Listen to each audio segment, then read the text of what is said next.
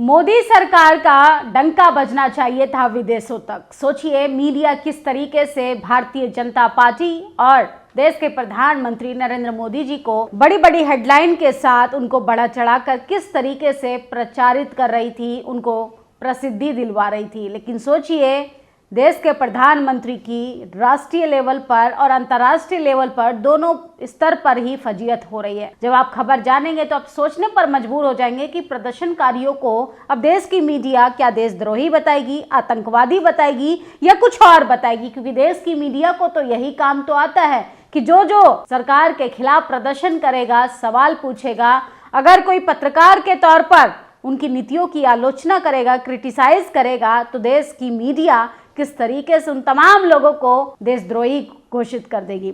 सोचिए ऐसा ही कुछ हो रहा है देश की राजधानी में।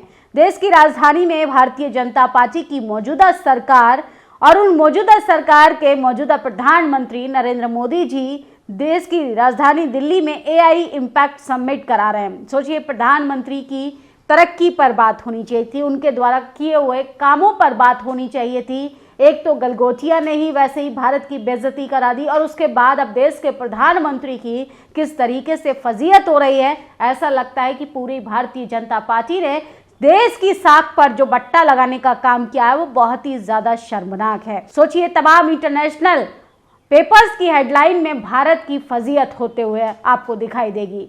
सोचिए किस तरीके से गलगोटिया को लेकर राउटर्स ने खबर चलाई कि किस तरीके की यूनिवर्सिटी जो है हमारे देश का मजाक बनवा रही हैं। गलगोटिया को बैन करने के लिए, उसकी मान्यता रद्द करने के लिए पहले ही सदन में मुद्दा उठ चुका है। इसके साथ साथ आज देश की राजधानी दिल्ली में भारतीय युवा कांग्रेस के कार्यकर्ताओं ने अर्धनग्न होकर भारत मंडपम में चल रही AI इम्पैक्ट समिट में प्रधानमंत्री के खिलाफ प्रदर्शन किया।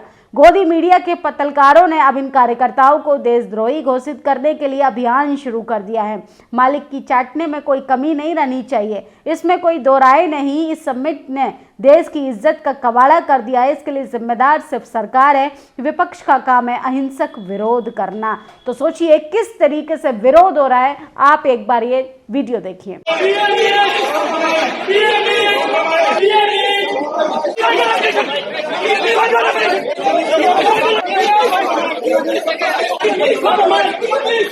तो देखा आपने, ये देश के प्रधानमंत्री की तरक्की का डंका बज रहा है, किस तरीके से देश की फजीयत हो रही है। वही बात करें कि देश के राजधानी दिल्ली के हालात क्या है। दिल्ली में चल रहे AI समिट में गुरुवार को VIP दौरे की वजह से विजिटर्स की एंट्री पर रोक लगा दी गई। इससे कई लोग बहुत नाराज थे, खासकर वो लोग जो अन्य राज्यों से इस समिट में आने वाले थे। सोचिए किस तरीके से लोगों को रोका गया और VVIP एंट्री होने वाली थी, इसलिए अलग अलग कोने से, अलग अलग राज्यों से आने वाले लोगों को, भारतीय नागरिकों को ही रोक दिया जा रहा है। तो ऐसा समिट किया जा रहा है और ये वीडियो एक विदेशी नागरिक ने बनाया है जो AI समिट के लिए भारत आया था। समिट में आए डेवलपमेंट और इंजीनियर जो पूरे दिन काम के बाद थके हुए हैं, उन्हें कई किलोमीटर तक पैदल चलना पड़ रहा है। आम लोगों को VIP और नेताओं की वजह से परेशानी हो रही है।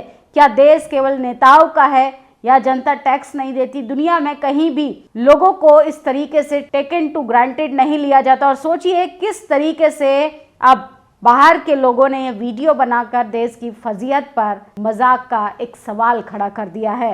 हर दिन AI समिट में कोई ना कोई नई परेशानी हो रही है और अर्थव्यवस्था पर जिस तरीके से कलंक लगता जा रहा है वो काफी ज्यादा शर्मनाक है। अजनबी वैष्णव के पास एक जिम्मेदारी थी, लेकिन उसमें भी वो कई बार असफल हुए, जिससे भारत की छवि को नुकसान पहुंचा है। तो देश के हालात ऐसे हो चुके हैं कि एक समिट हम लोग ढंग से नहीं करा पा रहे हैं।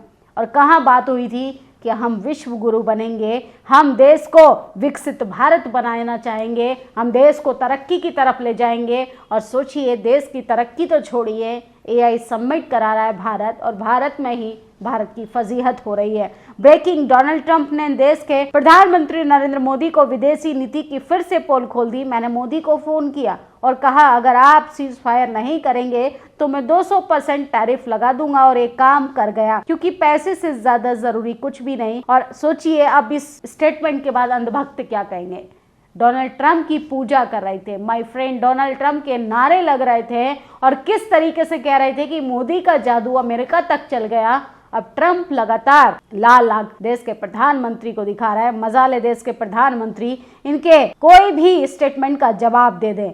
आखिर ये खामोशी क्या कहना चाहती है और ये रिश्ता क्या कहलाता है, ये चीख चीख कर देश का हर एक नागरिक पूछ रहा है कि ट्रंप इतनी बार देश के प्रधानमंत्री को चुनौती के तौर पर लगातार कहता है कि हमने सीज फायर कराया, देश के प्रधानमंत्री क्यों उनकी बातों का रिप्लाई नहीं देते हैं। और युवा कांग्रेस के कार्यकर्ताओं ने अर्धनंगे होकर भारत मंडपम में चल रही एआई इम्पैक्ट समिट में प्रधानमंत्री मोदी के खिलाफ बड़ा प्रदर्शन किया। इस विरोध के लिए यही जगह बची थी जहां भारत दुनिया भर से आए टेक लीडर्स और वैश्विक नेताओं के सामने अपनी टेक पावर का लोहा मनवा रहा है। वह घरेलू राजनीतिक मतभेदों की नुमाइश करने की क्या तो क्या। सोचिए किस तरीके से देश की फजीयत हो रही है और प्रदर्शन करने के भी एक खास तरीके होते हैं, लेकिन एआई समिट में जिस तरीके से देश के प्रधानमंत्री का विरोध किया जा रहा है, लोगों ने अपनी टी शर्ट तक उतार के देश के प्रधानमंत्री के खिलाफ नारेबाजी की। ये कहीं ना कहीं प्रधानमंत्री के द्वारा किए हुए काम पिछले 11 साल के जो उन्होंने विकास किया उस पर एक सवाल खड़ा करता है। तो ये देश के प्रधानमंत्री के कारनामे हैं जिसके बारे में हम आपको बता रहे थे। अब आप इन तमाम खबरों को देखकर बताइए क्या ये देश विश्व गुरु बन पाएगा या देश के प्रधानमंत्री जिस तरीके का विकसित भारत बनाना चाहते थे वैसे विकसित भारत बनेगा। सोचिए एक रोबोट हम लोग नहीं दे पाए, एक रोबोट को किस तरीके से हमने चाइना से खरीद कर उसको ज्यादा उसका कीमत बताकर हमने पूरे देश में यहाँ तक कि इंटरनेशनल लेवल पर अपनी बेइज्जती करा ली। उसके बाद देश के प्रधानमंत्री के खिलाफ इस तरीके का प्रदर्शन कहीं ना कहीं देश की छवि पर एक बड़ा सवाल खड़ा करता है कि देश की मीडिया को क्या हो गया है, देश के सरकार में सत्ताधारियों को क्या हो गया है। क्या इसीलिए ये एआई समिट कराई जा रही थी कि देश की अंतर्राष्ट्रीय लेवल पर बेइज्जती हो पाए। आप लोगों की क्या प्रतिक्रिया, अपनी राय जरूर दीजिएगा। शुक्रिया। नेशनल दस्तक की आपसे गुजारिश है कि अगर इसको बचाना चाहते हैं तो नेशनल दस्तक को सब्सक्राइब करने के लिए रेड कलर के सब्सक्राइब बटन को दबाएं, फिर बेल आइकन की घंटी दबाएं।